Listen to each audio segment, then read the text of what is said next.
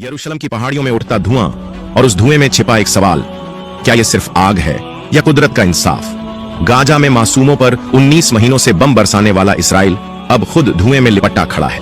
यरूशलेम की पहाड़ियों में ऐसी भीषण आग लगी है जिसने 6000 एकड़ से ज्यादा इलाका राख में बदल दिया। आग इतनी विकराल है कि इजराइल को नेशनल इमरजेंसी का ऐलान करना पड़ा।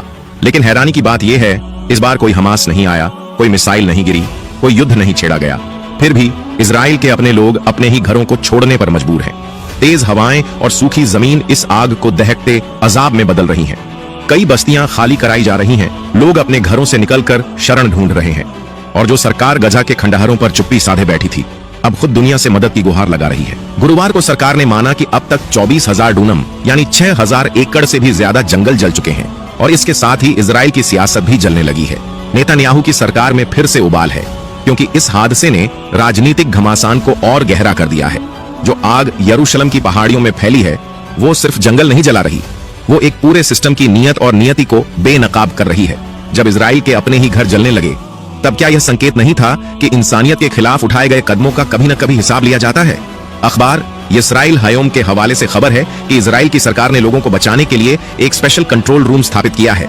लेकिन क्या यह बचाव केवल आग से हो सकता है या उन गुनाहों से भी जिनकी वजह से यह संकट आया है?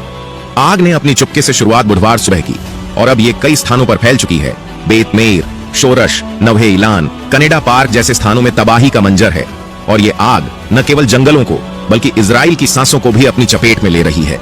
तेज हवाएं और तपती जमीन ने आग की रफ्तार को दोगुना कर दिया है। मौसम विभाग की चेतावनी के बावजूद अगले कुछ घंटों में ये आग और फैलने का अंदेशा है। अब तक 24,000 डूनम यानी 6,000 एकड़ जमीन जल चुकी है। कनाडा पार्क और अनावा पार्क जैसे बेशकीमती इलाके राख में बदल चुके हैं। यदियोत अहरनोत के मुताबिक एश्ताओल के जंगल भी इस आग की चपेट में आ चुके हैं। और यह आग जितनी तेजी से फैल रही है, उतनी ही तेजी से इजराइल के अपने लोग अपनी जान बचाने के लिए भाग रहे हैं। 163 दमकल टीमें, 21 गाड़ियां और एक शमशोन विमान इस आग को बुझाने में जुटे हुए हैं। अब तक 20 नागरिक और 12 दमकल कर्मी इस आग और धुएं की वजह से घायल हो चुके हैं। हादासा अस्पताल जैसे संस्थान भी अपनी तैयारी में जुटे हैं, क्योंकि आग अब उनके करीब आ चुकी है। बेशक इस संकट ने इजराइल के नागरिकों को भी अपनी सुरक्षा की खातिर घरों से बाहर निकाला है, लेकिन क्या यह आग सिर्फ प्राकृतिक आपदा है या एक चेतावनी? यरूशलेम के फायर चीफ शमूएल फ्राइडमैन ने इसे इजराइल के इतिहास की सबसे बड़ी आग करार दिया है। लेकिन क्या यह सिर्फ आग का कहर है या एक बड़ा संदेश है जो इजराइल के उन कर्मों की तरफ इशारा कर रहा है जो वर्षों से अन्याय, हिंसा और अत्याचारों से भरे हैं? कहीं ना कहीं ये आग उस अंतरात्मा का अजाब हो सकती है जो कभी न कभी सच्चाई को छुपा नहीं सकती। अब तक यह नहीं पता चला है कि आग किस कारण से लगी, लेकिन अधिकारियों की प्राथमिकता सिर्फ आग पर काबू पाना है, या फिर उन्हें अपनी नीयत पर भी पुनः विचार करना चाहिए। नेतन्याहू ने चेतावनी दी कि यरूशलेम के पास फैल रही आग शहर तक पहुंच सकती है। उन्होंने कहा, हमें जितने हो सके उतने फायर ट्रक चाहिए। अभी नेशनल इमरजेंसी है और हमारी पहली प्राथमिकता यरूशलेम को बचाना है। इजराइल के national security minister Itamar Ben Gvir ने इशारा किया है कि यह आग जानबूझकर लगाई गई हो सकती है। पुलिस ने एक व्यक्ति को गिरफ्तार किया है जिसने यरूशलेम के दक्षिण में एक खेत में आग लगाने की कोशिश की थी। हालांकि अभी कोई आधिकारिक बयान नहीं आया है जो यह साबित करे कि यह उसी आग से जुड़ा मामला है। बेन गविर ने चेतावनी दी है कि अगर किसी ने जानबूझकर आग लगाई है तो उसे आतंकवादी मानकर सख्त कार्रवाई की जाएगी। उन्होंने पूरे देश में 14,000 पुलिस और इमरजेंसी कर्मियों को पेट्रोलिंग के लिए भेजने का आदेश दिया है। कुछ सुरक्षा अधिकारियों का कहना है कि अभी यह तय करना जल्दीबाजी होगी कि यह आग जानबूझकर लगाई गई है या नहीं। शिन बेट भी इस जांच में शामिल हो गई है। विदेश मंत्री गिदोन सार ने यूरोपीय देशों से मदद मांगी है। फ्रांस ने एक एयरक्राफ्ट भेजने का वादा किया है। स्पेन, रोमानिया, क्रोएशिया और इटली ने भी हेलीकॉप्टर और दूसरी मदद देने का वादा किया है। इसके अलावा ब्रिटेन, चेक गणराज्य, स्वीडन, अर्जेंटीना, मैसिडोनिया और अजरबैजान से भी मदद की अपील की गई है। यूनान, साइप्रस, क्रोएशिया, इटली और बुल्गारिया जैसे देशों से भी संपर्क किया गया है।